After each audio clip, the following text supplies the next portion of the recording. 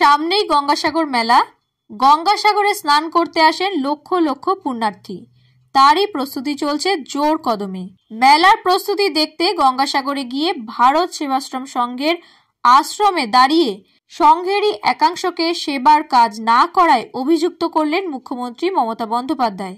সোমবার গঙ্গাসাগরে ভারত সেবাশ্রম সংঘে গিয়ে সংঘের প্রতিষ্ঠাতা স্বামী প্রণবানন্দজি মহারাজের ছবিতে আরতি করেন মুখ্যমন্ত্রী।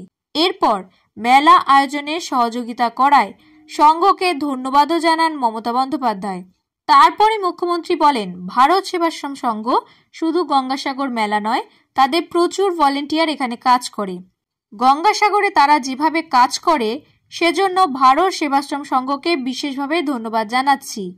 প্রশাসনের সঙ্গে কাঁধে কাঁধ মিলিয়ে যেভাবে তাদের ভলেন্টিয়াররা কাজ করে তার কোনো বিকল্প নেই। রামকৃষ্ণ মিশন যেমন শিক্ষায় এগিয়ে, ভারত সেবাশ্রম সংঘ তেমন সেবায় এগিয়ে।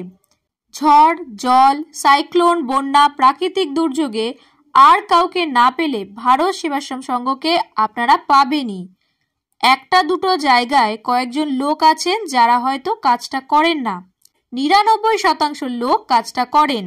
আমি তাদের সবাইকে, স্বেচ্ছাসেবক, তীর্থযাত্রীকে আমার প্রাণ ভরা অভিনন্দন জানাই।